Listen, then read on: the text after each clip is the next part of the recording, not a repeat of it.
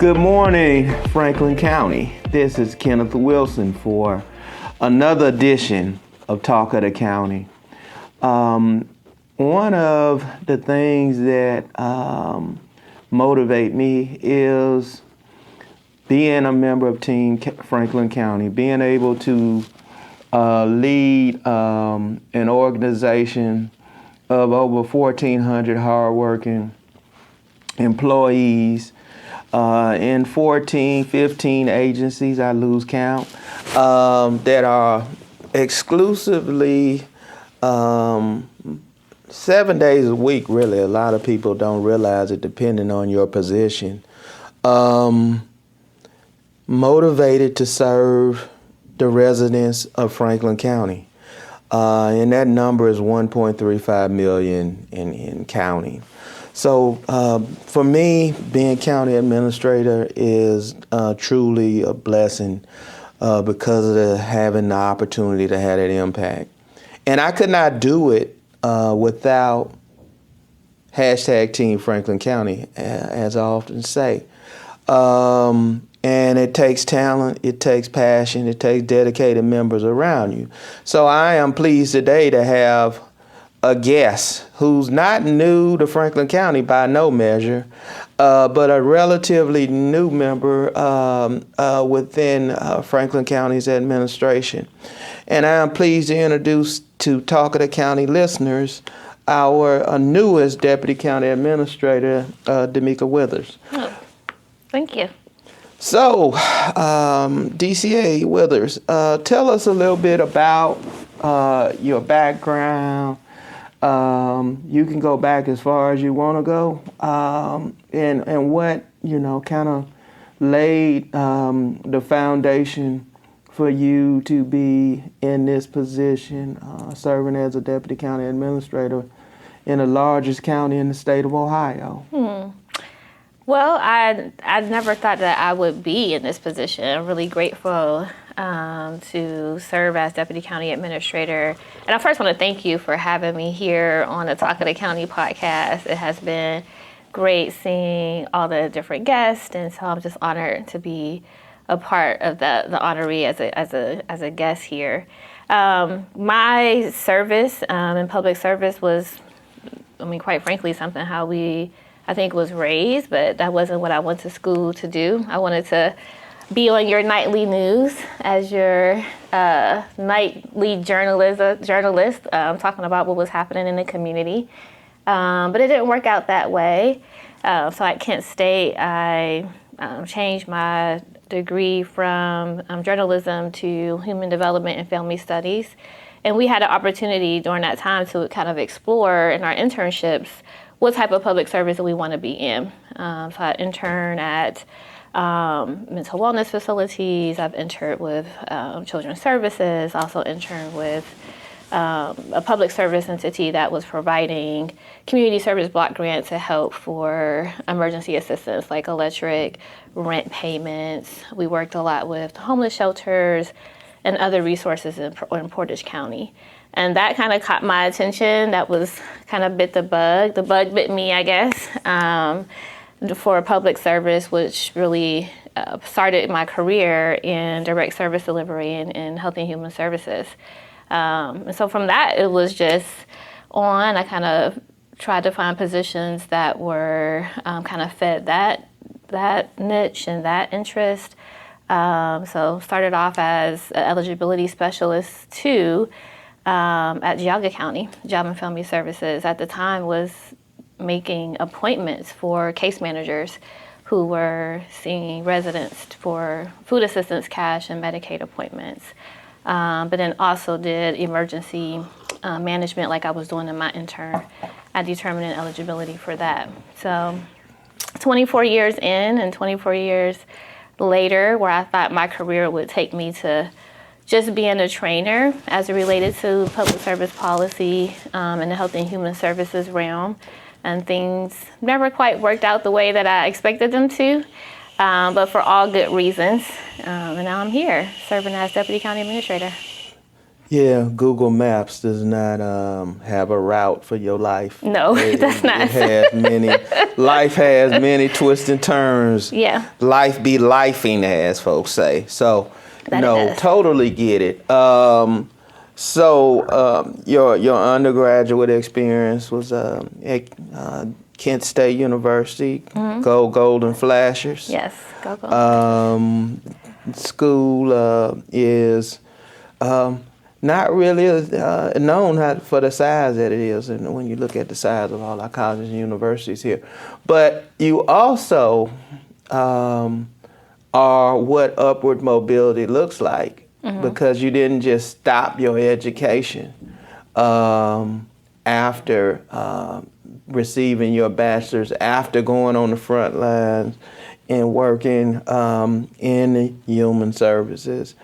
You went a different approach, but at the end of the day, you were able to obtain education level above a Bachelor of Arts. Yes. Talk a little bit about that, and how did you balance all the competing things in life to accomplish those? And yeah. Now, you can be seen on LinkedIn as a guest lecturer. Yes, which is exciting. In 2014, I started my Master's of Public Administration program at Ohio University at the same time that I was administrative officer at Job and Family Services for our publicly funded child care division. We talk about balance. My daughter was 3. My son was just starting junior high at 11, and we were in basketball and all of the things that comes with a parent of a young children. But OU made it really accessible for me to start school and to focus on that. And then I took an evaluation class that went over like logic models and process mapping and what that looked like, and something that I implemented with changing how we do service in our lobbies and how we provided service to our residents as it related to publicly funded child care. And I was like, oh, this worked. I literally was able to learn something and apply it, which I love. That's why I love the Master's of Public Administration program at OU so much. And then I said, you know what? I think I'm good. I don't need to get this master's degree, but then went back in 2019 to finish my degree as I was serving as assistant director of the Office on Aging. Because it was important at that time where my career was taking me, was a lot of change management, a lot of policy related things that I was doing, a lot of looking at families from a holistic point of view. So learning about things like change, theory of change, and being able to not only learn but actually apply and use those same models that I did previously. And then so I graduated with my master's in public administration in 2021. And like you mentioned, I have gone back several times to speak to on-campus MPA students about what public service looks like. Because I think sometimes folks miss what they could really apply to public service from all the background when it comes to data, IT, and not so much the out-facing things. So it's good to be in a classroom. I think that's part of what I like to do, is talk to the students. Yeah, Ohio University's George Voinovich School of Leadership and Public Service does an excellent job of bringing people back to talk to students. And, it's more difficult to be what you don't see. So part of our obligation in these positions is to be present and representative as much as we can to talk to different audiences, so that young people, someone middle age, there's not a 24-hour shot clock literally on your life preventing you from being able to do X, Y, Z. Yes, we all are here for a limited period of time, but it's never too late. I was listening to this podcast about the majority of millionaires become millionaires after the age of 50. And many times, even as myself growing up, 30 was like my threshold in my mind that if I didn't own a house, if I didn't have at least a job that I was happy with, I had failed. And the rest of the life was going to be catch up. But 30 is the new 40 is, you know, you got plenty, you have time. Yeah.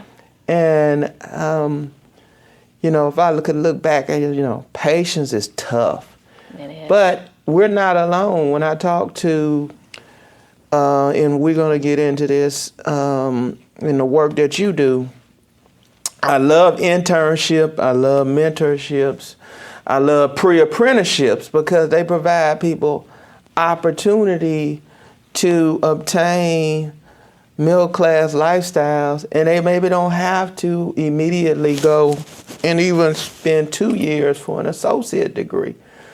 But I have conversations with young people, they's like, I don't think I can do no 13 weeks. I'm like, 13 weeks? I'm like, let me show you my resume and show you all the days and the pain that it takes to get. It's a process. Yeah. It's not like people want that.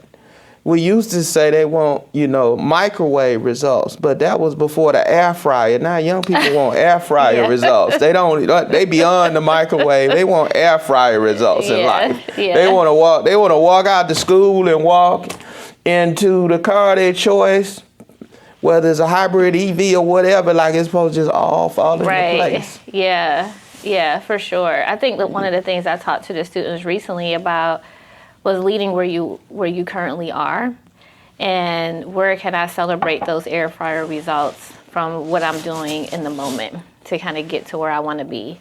And I think benchmarks can move.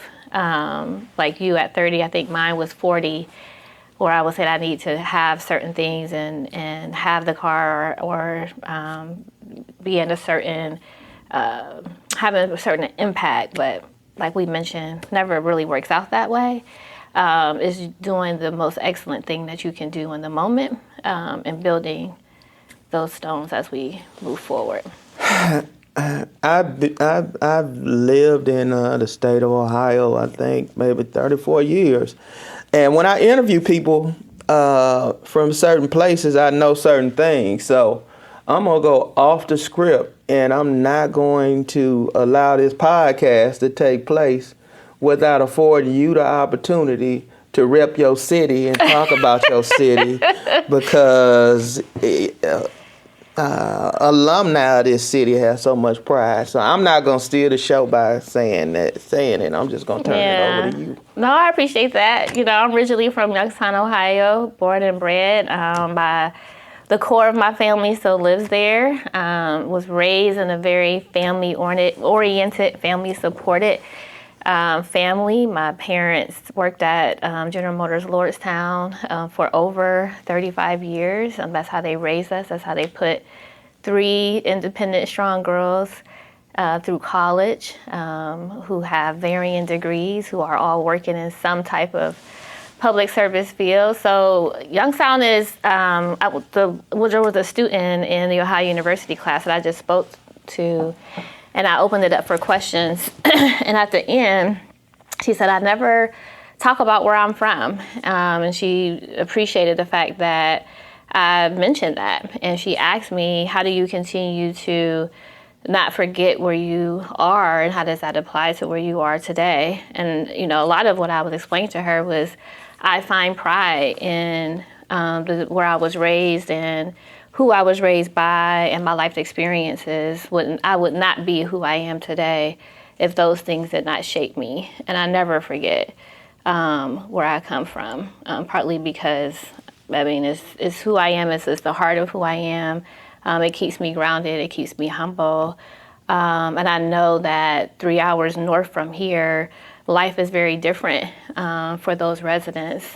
Similar issues here in Franklin County, but minimal resources and the innovation and challenges may look different. And so our city has changed in so many different ways. And I never forget of how it is now and what it used to be. It is a part of definitely who I am. Yeah, there is quite a group of individuals that are successful and have been successful in Central Ohio that have come from what I've been told to be known as the Yo. Yep. And there's even an event that's called Yo to the Bus, where you all go leave Columbus and go back home. And I mean, that's like cool though. Because we all, hold on our hometowns to certain respects, but some of us don't go back often because they don't, I think there's some value into looking back. And again, when people can hear about you or see you, like, oh man, you came up, you did X, Y, Z.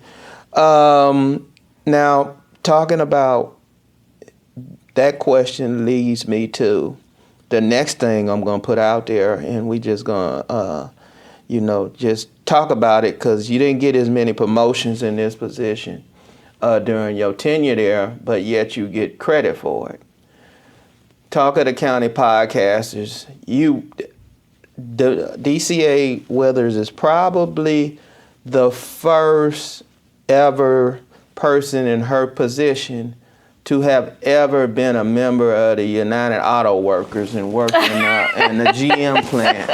And tell them about all your expansive, important roles within GM as an auto worker. Oh man, I spent one summer there that was not as successful as my older sister, but we having to put in engines and put on bumpers and put on alternators. Hold on I now. did. I'm on podcast. You need to tell the Talk of the County people, I was giving you your credit for being an auto worker. Now you're going to say you put an engine in, a transmission in. Listen, it is serious business. They say don't buy no car on Friday. DCA Withers put an engine in there. I wonder where that... This was years ago. Where's years that? ago. 1992 Chevy Cavalier. Yes. With the engine in that you put in it. Yes, the line was very important, and the engines would come down on a rope on the line. You had to make sure you aligned it up in the car. We're not here to talk about how successful I was in that position. Because I did stop the line a lot with having to maneuver all of the parts that went into a vehicle. So what I was successfully able to do was put the stickers on the car that used to have to go on the back of the vehicle. See, folks, I knew we were going to come around to her putting a very important sticker in. Warning, objects are closer than you may think. That's what she put on the stickers that said warning. Options are more closer than you think. Yeah. That's an important sticker though, because they needed to know that was an important safety feature. It was important. That rear view mirror, people might think that object, they want you to GM wanted to know it was closer than you may think. It was important, but like I mentioned, my parents worked there. I have really great memories of them having family days or the folks that they would work with and who we hung out with. And it was an experience that I had, and I appreciate that I had that experience. It made me appreciate even more of what my parents have done for us. But it brings back a lot of memories and relates to kind of what I'm doing today. Okay. Now we're going to pivot. And we're going to talk about how do you see yourself evolving in this role, and things that you would like to accomplish. Of course, I know the Office of Economic Engagement, Community Development work is a passion of yours. I know how you feel about community and the community partnership grants that we have that are all linked to the Rise Together Poverty Blueprint and those 13 goals, 120 action steps that our unapologetic position around fighting for equity for each and every resident of this county. Talk about your thoughts as you enter into new spaces, as having purchasing and procurement and postage and all of those other things that are on your list of assigned duties now. Yeah, I'm definitely learning a lot more than what I have been intimately working with, so I'm grateful for that opportunity. But as it relates to equity and access and opportunity, that's, seeped into all forms of our government here at Board of Commissioners, agencies, and even with purchasing and procurement, with the mailroom, making sure that those services are accessible. Just recently, our print shop added online orders being accessible to the print shop and the orders that they are able to get, as opposed to having a different system that now is more streamlined, giving folks opportunity to have more connection, understanding what the print shop does. Our purchasing department right now is going through a revamp of their organizational structure and operations and what they're going to be able to provide businesses and in our internal constituents as it relates to the training development, understanding our procurement processes better. So I'm excited to be a part of those new visions and being able to still be a part of seeping in what equity means and what opportunity means and accessibility means in different formats.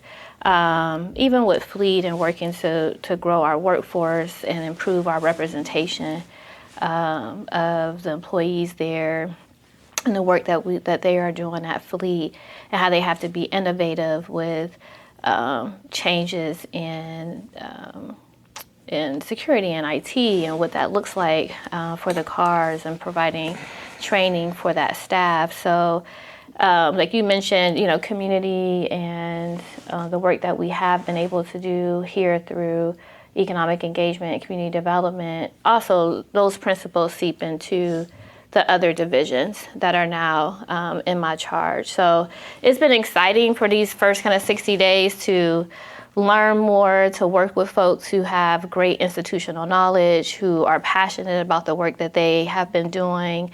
And these are things that people don't see, that aren't always outward facing, that don't get sometimes the news or part of on the social media feed, but this is part of what makes government works. And I love being a part of the behind the scenes and things that help create what you see outwardly. So I'm just excited to be able to help grow and provide new vision and new opportunities to those divisions. Procurement is a real big deal. When we talk about Franklin County being a $2.2 billion enterprise, and that's a lot of procurement. That's a lot of contracts for goods and services. And the economic impact of that spending. A lot of times people think about being a taxpayer, paying taxes, but that money goes back into the community when you pay your taxes. It goes back into community benefit. And your government does matter, because when you have an effective and efficient government where you're paying taxes, you get better results. And as a taxpayer, that's what you should ask for. Measure your government based upon the quality of the services received. And ask us what we're doing if you don't. That's one of the purposes of this podcast. Is I said from the very beginning, day one, was to educate our residents, to be informative as possible, and to a role of government through its policy and through its work is to provide a sense of hope for every single resident, no matter where they at, that they are going to be in a better position, or they are afforded the opportunity to be in a better position than they were the day before. Every day should be a new day where people got the opportunity to take steps forward. So, a lot of your work, DCA, is really just about that. Mm-hmm. And it has been. Talk about the work of entities such as the Columbus Fashion Alliance. Mm-hmm. Talk about the work of the Center on Entrepreneur Development. Talk about some of those things that you personally had a hand in helping flourish here in the county. Yeah. That 5 years ago was like next to nothing. Yeah. Those two initiatives alone have been very significant in our community. The work that Columbus Fashion Alliance is doing to grow the representation in the fashion industry. And for those of you who do not know, Franklin County is the third largest fashion industry here in the United States, next to New York and Los Angeles. So to be able to have a hub here in the county that is not only growing representation, where those industries maybe in other communities may have been difficult to infiltrate, we have made that accessible here in Franklin County. Through Columbus Fashion Alliance and their Ready to Work program, they've been able to offer businesses who range from different goods and services and entrepreneurs, helping them learn what it is to sell their product, what it is for marketing, branding, how to even showcase your product at the store. We, the Board of Commissioners, invested into Columbus Fashion Alliance store gallery. If you haven't been, just go to the gallery store and see what people right here in Franklin County are doing to sell their goods and services and products in that store and investing that money back here in Franklin County. Looking forward to the collaboration that Columbus Fashion Alliance and Columbus Fashion Council are doing to help provide a hub for fashion and products. And it's not just about the products, it's about the designers, the photographers, the content creators. That partnership has been able to open up opportunity amongst all forms of creativity that you necessarily don't get the quick return on investment or don't see, but the work that the Columbus Fashion Alliance has been able to do has been able to provide that opportunity and footprint for those businesses. Through the Center of Entrepreneurial Development right there on Livingston, right past Nelson, what Derek Pennell has been able to do, similar to other co-working spaces, and providing that for businesses and making sure that those co-working spaces are affordable, from podcasters to content creators to those who need a space doing all different entrepreneurial work in Franklin County. There's a space there. The Board of Commissioners invested into that building, not only that co-working space, but also there's a conference space there that is available for use. And it has provided opportunities for us to have opportunities there to speak and bring in residents. It has really become a hub in that community right here on the east side of Columbus, where community maybe has been lost from just different resources that have been lost from that in that side of town, but co-ed has been able to provide and kind of revitalize that community to provide that space. Yeah, I mean, right here in Columbus, we have the gallery, as you mentioned, DCA Withers, that you can go in there and get clothing that is organic as you can get. The person that designed that piece and put that piece together, it lives right here in Franklin County. Mm-hmm. So if you want to look good and buy local, and it's got some of the coolest stuff you can find anywhere, Some of the stuff is inspired by quotes from our president of our board of commissioners. It is some cool stuff in there.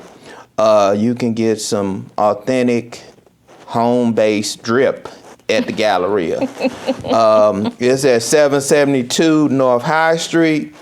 It's open each day at around 11 o'clock, and I think it closes at like 6. So check them out if you want to see some authentic clothes that are designed Columbus, support local fashion.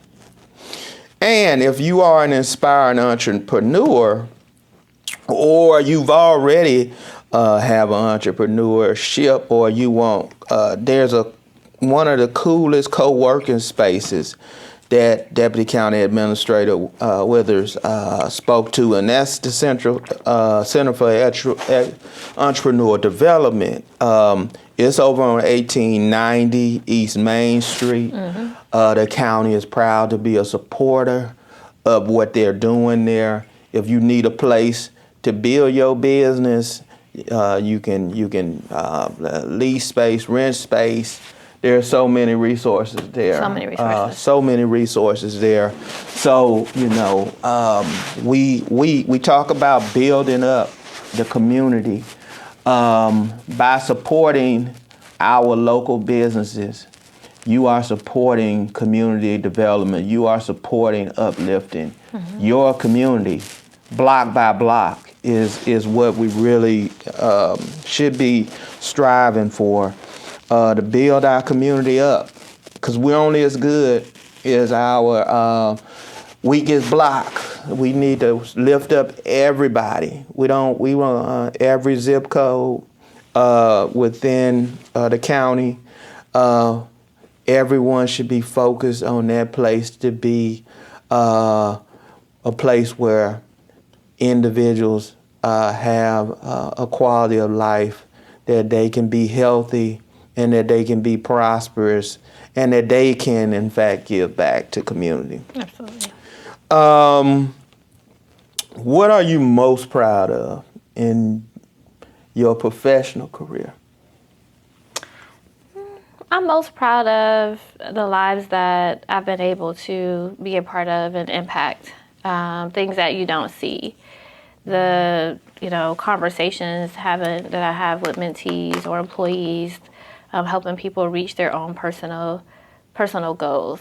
I'm proud of being able to grow a career that I didn't design, but was so grateful that there was space here for me to grow and to learn and to apply. And I'm proud of just being able to continue to serve those who are around me and provide positive influences.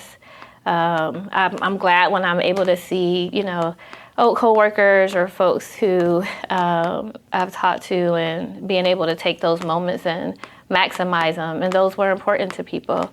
You don't always get to see that, but I'm grateful for folks who can come and say, you shared this, or you said that, or thank you for helping me do whatever they needed in that moment.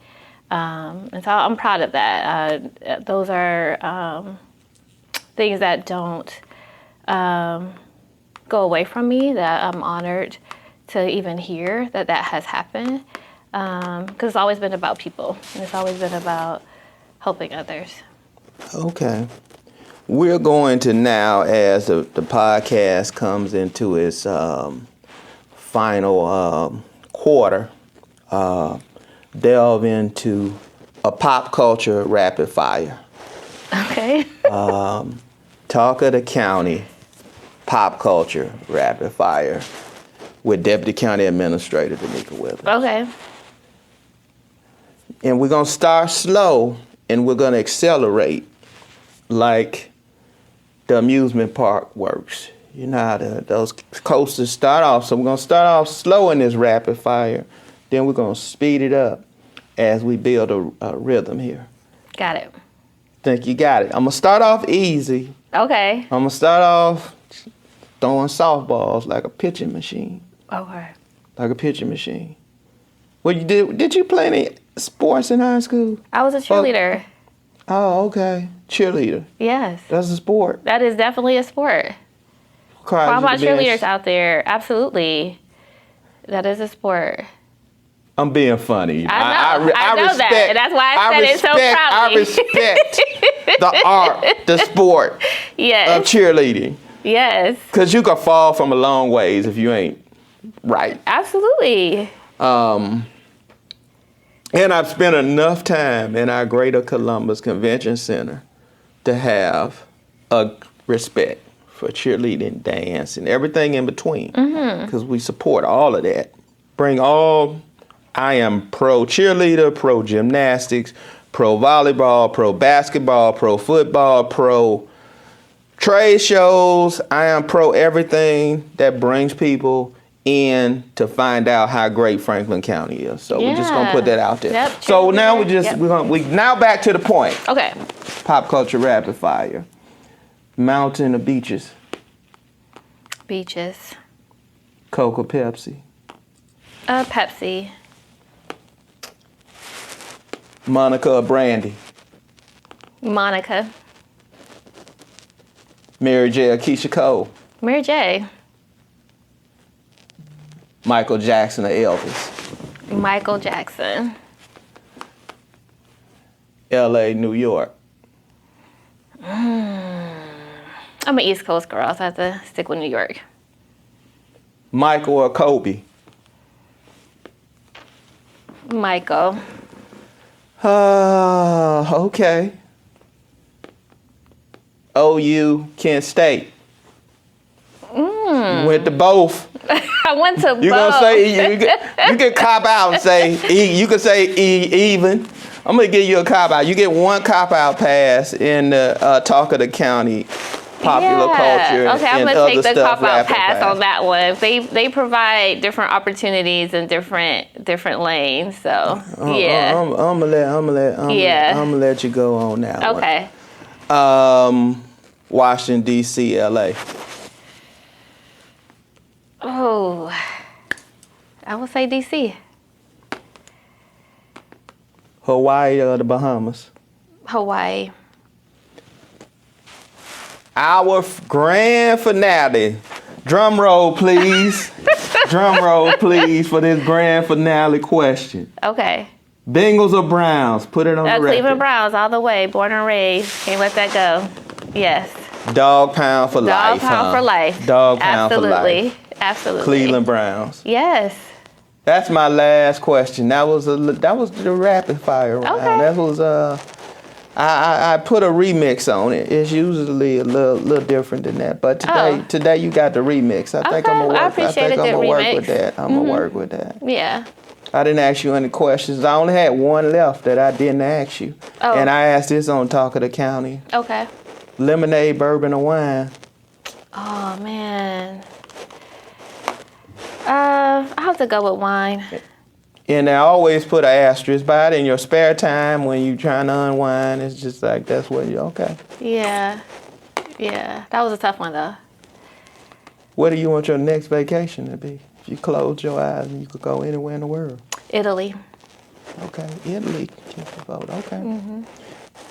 All right. You on. I don't know when you might be back on the Talk of the County podcast. Have me back. I don't give guarantees. I don't know. I don't schedule the show, actually. Oh, okay. I don't schedule the show. On occasion, I got feedback once upon a time. Mm-hmm. Now I get suggestions of whom I should talk to. So I'm just saying, this is your opportunity to tell the folks that listen to this podcast, and of course you're gonna hype this podcast up when it's done too, in all of your social media outlets, because we are officially in the second season of Talk of the County. We've done enough episodes to be classified as a second season of this podcast. Yeah. And it's a very competitive space, you know. You could get eliminated. You could like be not, you know, they like don't put you back. You had to like type it in like 3-4 times or something. I'm trying not to fall into that status. This is a very competitive space. So you're lucky to be it's good to be to be on here. 'Cause we're trying to blow this up. We're trying to get as many listeners. Mm-hmm. I think I'm trying to get up to 100. Oh. Hilarious. I'm trying to get up to 100.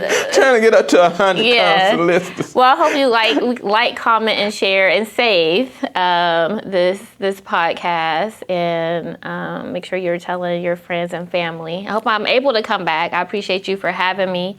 I hope I'm, based on the schedulers, I can come back and talk about more things that are happening here at Board of Commissioners as DCA Withers, and we didn't get a chance to talk about boards and commissions. We got 6 minutes left. I told you this your chance. You can try to recruit. You can give a website, whatever you want to do. Please look us up on One Franklin County if you're interested in serving on one of the Franklin County boards. So make sure that you are going to learn all things about our Board of Commissioners core principles, the boards that we do have service opportunities for, and give us a call. Ask us about what's happening here at the county. Come to our general session meetings so you learn how Franklin County is giving back here in the community and utilizing your taxpayer dollars and working here for every resident every day. So looking forward to that. So serve on one of our boards, find that information, learn what service excellence and progress looks like. So board and commission work is a great opportunity. Even a greater opportunity than that is to become a member of Team Franklin County. We are always looking for good people with aspirations to serve. People that really want to be part of the change in their community that they seek. So look for the next Coffee, Careers, and More. We are outside in various parts of the community. So seek dates for Coffee, Careers, and More. It's an opportunity to sit down with me as county administrator and talk about career opportunities with the county, as well as any other career opportunities we can link you to, because we are all about uplifting individuals. Economic mobility is something that we want ingrained in our DNA, that we aspiring for each and every resident of Franklin County. So I hope that you've enjoyed this broadcast with DCA Damika Withers, talking about all things county administration. We now wrap up the way we always do. Do you, because nobody else has time to. Thank you. thank you.